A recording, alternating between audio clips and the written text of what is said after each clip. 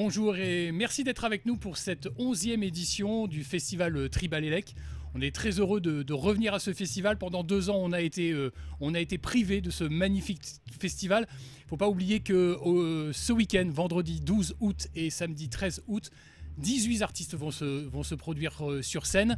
Et j'ai le grand plaisir d'être avec Eolia qui revient, on va dire pour la 2e fois, hein, c'est ça hein Exactement, la 2e fois.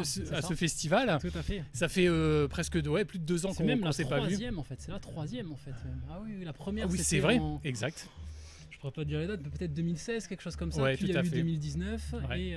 Et puis 2022. Exactement. Bon, Eolia, il s'est passé plein de choses hein, depuis 2019. Ça manque pas. Bon, il y a eu ce sacré confinement, oui, mais qui a été productif. Il y a beaucoup d'artistes qui ont produit énormément de choses, dont toi, parce qu'on a pu te suivre à partir de ta page Facebook et ton compte Insta, et on a vu que tu t'es pas ennuyé.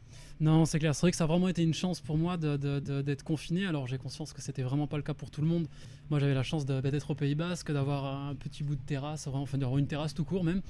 Donc vraiment pas à plaindre, rester à la maison et avoir gardé son salaire, c'est quand même, une partie de son salaire, une grande partie de son salaire, c'est quand même une sacrée chance. Pour moi, c'est ma meilleure vie. Il n'y a pas photo, c'est ma meilleure vie. Et j'ai pu, pendant ces mois de confinement, vraiment travailler la musique, me laisser guider. Comment on travaille quand on se retrouve tout seul, pratiquement sans contact extérieur, puisque tout était plus ou moins fermé. Tout à fait. Comment on travaille? Comment on arrive à avoir l'inspiration? J'ai envie de te dire que moi je la contrôle pas trop, mais tu peux te mettre, on va dire, tu te dis par exemple la journée je vais faire ça et ça, et à partir de telle heure je me mets devant l'ordi, je me mets devant mes logiciels, je prends mes instruments par exemple ou autre, je me mets dans ma petite pièce de musique et je vois s'il y a quelque chose qui vient ou pas, si j'accroche quelque chose, si quelque chose vient, let's go, c'est parti. C'est généralement comme ça que ça se passe. Et là c'est venu quand même. Hein. Là c'est bienvenu, ouais. C'est étonnant quand même. C'est bienvenu. C'est bien, c'est bien. J'ai de la chance, j'ai de la chance de recevoir vraiment l'inspiration de cette façon-là. C'est vrai que depuis la dernière fois qu'on s'est vu, j'étais encore avec la guitare, alors que maintenant je suis vraiment avec la vielle à roue, qui est un instrument encore plus particulier. Ça fait 2 ans que je le propose maintenant sous forme de concert live. La guitare est vraiment mise de côté pour le moment en tout cas. Et c'est vraiment, alors on reste dans le tribal celtique, hein, on reste vraiment dans ce style-là qui m'est propre et que j'aime vraiment beaucoup. Mais il y a ce côté vraiment encore plus différent et qui m'a demandé de créer aussi beaucoup pour pouvoir proposer des sets live d'1 heure, mine de rien, minimum. Donc il faut avoir du contenu, il faut avoir des morceaux, il faut avoir de quoi faire. Et j'ai cette chance-là, c'est venu, ça s'est fait, j'ai eu vraiment pas mal d'inspiration. On va faire juste un saut pour revenir sur le festival Tribalélec. Qui t'a contacté? Comment ça s'est passé? On t'a dit allez hop tu reviens, on n'a pas fini, tu reviens? Alors à la base c'est souvent moi qui renvoie des messages quand même parce que j'aime tellement l'endroit, puis c'est un festival vraiment génial que ça part généralement de moi. Mais Benoît, du coup mon pote Benoît qui gère vraiment cet événement, m'a dit écoute c'est pas sûr qu'il y ait un créneau pour toi, mais s'il y a un créneau pour toi, je te le réserve dans tous les cas. Et il m'a finalement dit écoute let's go si tu veux, j'ai un prime time, minuit 15, 1h15 pour toi, le vendredi soir, grande scène. J'étais aux anges, parfait. La scène média en 2019, d'un seul coup, pouf, projeté sur la grande scène. Est-ce qu'on l'appréhende de la même façon? On se dit, tiens, là, c'est pas ton premier concert, hein, ça va de toi. Voilà, je pense que ça y joue. Voilà, mais là, on est dans le domaine, on est dans le didgeridoo, on est vraiment dans l'essence même. On va dire qu'on est dans un public beaucoup plus connaisseur, un public qui connaît le didgeridoo, qui connaît ce style de musique. Mais la toute première fois que j'ai joué dans ce festival, c'était aussi sur la grande scène. Donc tu vois, ça me fait un petit clin d'œil très sympa, en mode, il y a eu la grande scène, il y a eu cette scène qui est tout aussi bien, mais plus petite, avec un cadre différent. Et puis à nouveau cette grande scène, c'est vraiment super, c'est super. Après, comment gérer vraiment ce côté quand tu vois beaucoup plus de monde devant toi et puis un cadre aussi beaucoup plus grand, un volume sonore évidemment beaucoup plus important aussi. C'est beaucoup de lâcher prise aussi, mais on va dire que j'ai conscience qu'il y a quelque chose qui passe aussi par moi, qu'il y a cette inspiration qui va venir vraiment m'aider, me guider, cette énergie-là. Donc à partir du moment où tu considères pas trop, tu te prends pas trop un petit peu pour le roi de la soirée, je pense que ça enlève déjà beaucoup de stress. Alors, il s'est passé un truc, ça a étonné tout le monde. Je pense savoir de quoi tu parles. Tu es passé dans une énorme émission, faut bien le dire, qui a une résonance extraordinaire. Comment ça s'est passé? On t'a appelé, t'as envoyé un courrier en disant hey, je veux passer dans The Voice. Qu'est-ce qui se passe? Comment ça s'est passé? Eh bien écoute, c'est eux qui m'ont contacté, donc j'avoue que sur le coup j'ai vraiment cru à un canular, quoi. Un numéro inconnu m'a appelé, moi le numéro inconnu, je réponds pas, quoi. Ça laisse un message si c'est important. C'était le jour de l'anniversaire de mon père, en plus le 23 octobre, le mien c'est le lendemain, le 24, donc on se suit. Donc ça, c'était vraiment déjà un cadre assez sympa. Et puis je reçois un appel, je réponds pas, ça laisse un message, et puis c'est une dame qui se présente. Bonjour, je suis recruteuse pour le casting de The Voice. On est tombé sur votre profil Facebook ou YouTube, je sais plus exactement quoi. On voulait savoir si ça vous disait peut-être de participer à l'émission. Moi, j'ai halluciné, j'étais là en mode, mais attends, c'est les copains qui me font une grosse blague, et voilà, quoi, c'est tout, on en reste là. Donc j'ai mis quand même un certain temps avant de les rappeler. Mon père qui était à côté de moi avait des yeux énormes, me disait, mais attends, qu'est-ce que c'est cette histoire, quoi, d'où The Voice t'appelle, quoi, qu'est-ce que c'est que cette histoire? Je les ai rappelés au bout d'une demi-heure pour bien méditer sur le truc, en mode, qu'est-ce que je fais, est-ce que moi je les rappelle? Et non, c'était pas une blague, et je leur ai bien dit, mais vous avez vu ce que je fais, vous avez vu ce que je propose. Le chant n'est pas du tout au centre de ma musique et de ce que je propose. Il me disait, bah oui, c'est ce qu'on aime, c'est ce qu'on veut proposer, quelque chose de différent, etc. J'étais là en mode, très bien. Et ils m'ont dit, tu nous envoies 2 vidéos de plus si tu peux, si tu as, et on te donne la réponse définitive en mode oui ou non, quoi. Donc t'as été sélectionné, t'as été passé. Mais en mode comme ça, quoi. Incroyable, quoi. Et ensuite, là, pour la dernière étape, ça a été directement de monter sur Paris pour le tournage vraiment des auditions à l'aveugle. Donc incroyable, quoi, vraiment. Cette expérience, ça t'a apporté quelque chose? Ça t'a boosté dans ta carrière? Ou c'est une passade, voilà, ça s'est fait, tu l'as vécu, t'as engrangé certainement beaucoup de choses, j'imagine, et ça t'a apporté beaucoup de choses. Est-ce que ça a été un boost en fait pour toi? Alors un boost personnel, bien sûr, bien évidemment. Après, un boost du point de vue professionnel, pas vraiment. C'est vrai que j'avais la chance d'être déjà bien suivi. Cette période de confinement m'ont vraiment fait bien monter sur les réseaux. J'ai eu beaucoup de chance.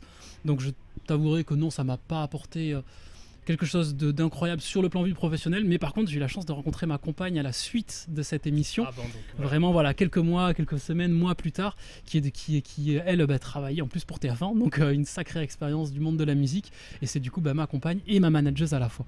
Donc ça, c'est le plan vraiment apport personnel professionnel, mais sur le plan de vue vraiment personnel musique, c'est quand même de grands pionniers de la musique qui sont là, de grands pionniers du chant. On a des coachs derrière qui sont vraiment incroyables, tout simplement, qui t'apprennent vraiment beaucoup de choses.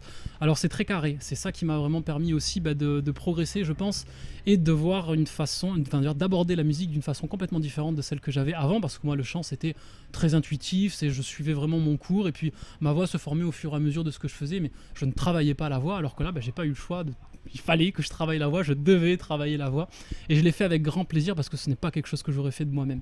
Donc un énorme apport sur ce côté-là, vraiment musical, ce côté travail de la voix. Je t'avoue qu'aujourd'hui c'est reparti un peu comme avant, chasser le naturel, il revient au galop, mais je n'oublie pas certaines choses et ça m'a énormément apporté, c'est sûr. Alors en 2019, on s'était vu pour ton album Grand Être, c'est ça.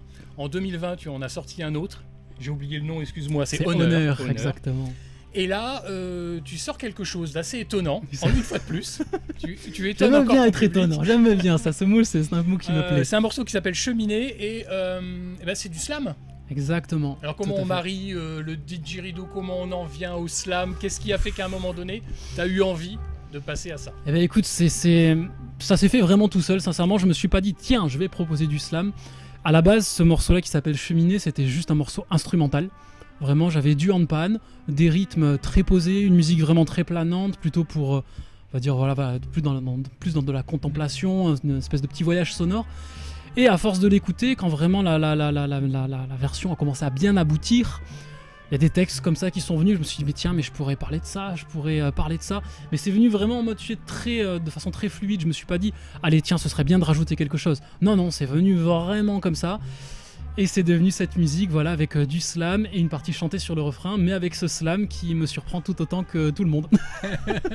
C'est la magie de la musique. Alors quand on a l'habitude de te suivre, Insta ou Facebook, on se rend compte aussi que l'image a son importance. Énormément même. Bien sûr.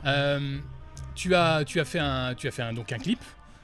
Et puis il y a des petites surprises aussi qui arrivent, c'est ça? On se lance un petit peu plus quand même. Il y a de sacrées surprises. On se la joue un petit peu plus réel quand même. Et on imagine on va un petit peu plus loin en tous les cas. Exactement. Dans le traitement de l'image. Tout à fait. C'est vrai qu'on est allé avec ma compagne jusqu'à proposer carrément un petit court métrage. Pourquoi ? Parce qu'on avait envie, c'est tout, et on s'est dit mais tiens, on va voir si déjà on en est capable, parce qu'on a tout fait de A à Z, que ce soit le cadrage, que ce soit les musiques, que ce soit le montage, on a tout fait nous-mêmes, vraiment tout fait de A à Z. C'est principalement elle l'actrice en plus, donc un jeu d'acteur aussi, mine de rien ça s'apprend, et puis là ça s'est fait de façon assez fluide.